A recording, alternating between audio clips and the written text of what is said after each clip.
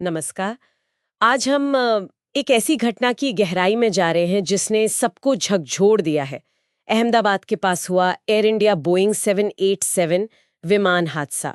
हमारे पास कई समाचार रिपोर्टें और आधिकारिक बयान हैं और हम मिलकर समझने की कोशिश करेंगे कि इस दुखद घटना में असल में क्या हुआ और ये क्यों इतना महत्वपूर्ण है। ये उड़ान थी AI-171, अहमदाबाद से लंदन गैटविक जा रही थी। विमान में 230 यात्री और 12 क्रू सदस्य थे और चौंकाने वाली बात यह है कि उड़ान भरने के कुछ ही सेकंड बाद यह हादसा हो गया। ये घटना न सिर्फ अपनी भयावहता के लिए बल्कि एक और अविश्वसनीय पहलू के लिए भी ध्यान खींच रही है। इस भीषण टक्कर में एक अकेला जीवित बचा व्यक्ति। बिल्कुल, स्थिति वाकई गंभीर है। ये विमान एक बोइंग 787-8 ड्रीमलाइनर था, VT-ANB रजिस्ट्रेशन वाला, और वो लगभग 11 साल पुराना था। सूत्रों के अनुसार टेक ऑफ के महज 17 सेकंड बाद ही इसने ऊंचाई खो दी।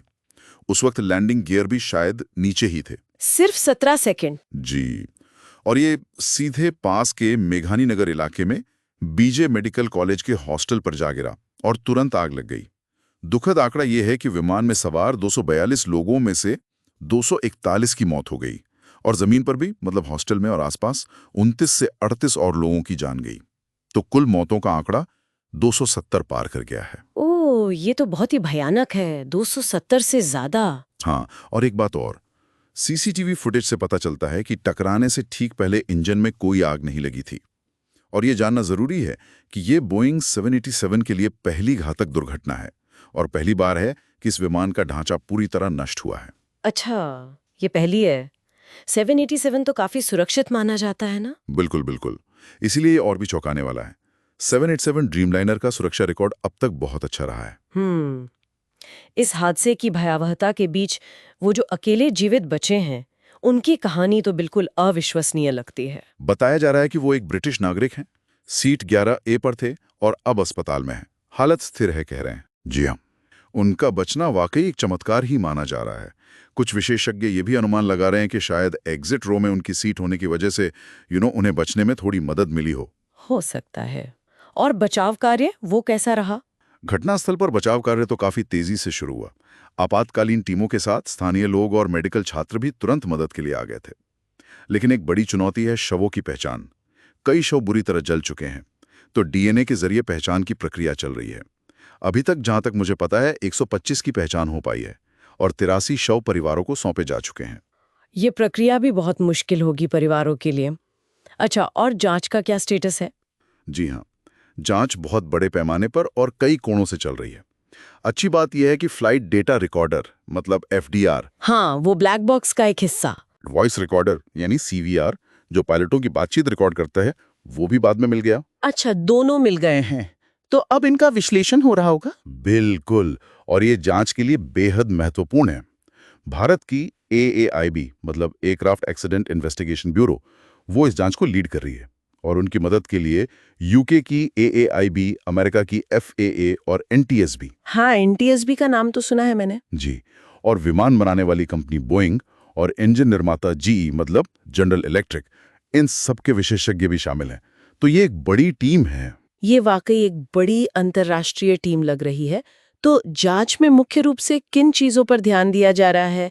क्या कुछ शुरुआती अंदाजा है? देखिए, शुरुआती जांच का फोकस उन चीजों पर है जो टेक ऑफ के ठीक बाद गलत हो सकती हैं। जैसे क्या इंजन ने पूरी शक्ति दी या उसमें कोई कमी आई? फ्लैप्स की सेटिंग क्या थी? वो पंखों के हिस्से होते हैं ना टेक ऑफ और लैंडिंग के लिए। लैंडिंग गियर की क्या स्थिति थी? पायलटों ने तय प्रक्रिया का पालन किया था या नहीं? और सबसे जरूरी, कॉकपिट में क्या बातचीत हो रही थी? इन सब की बारीकी से जांच हो रही है। काफी सारे पहलू हैं। जी, और एहतियात के तौर पर एयर इंडिया के पूरे 787 बेड़े, यानी उनके जो करीब 33 विमान हैं, उनकी भी सुरक्षा जांच शुरू कर दी गई है। इसमें इंजन नियंत्रण और हाइड्रोलिक सिस्टम जैसे हिस्सों पर खास ध्यान दिया जा रहा है। उम्मीद है कि जांच की पहली रिपोर्ट शायद 3 महीने में आ सकती है। 3 महीने, ठीक है। प्रधानमंत्री ने भी दुर्घटना स्थल का दौरा किया था और अस्पताल भी गए थे। हाँ, उन्होंने जीवित बचे व्यक्ति से मुलाकात की थी। इस घटना ने जाहिर है लोगों में काफी चिंता पैदा की है, खासकर शवों की पहचान में जो देरी हो रही है उसको लेकर।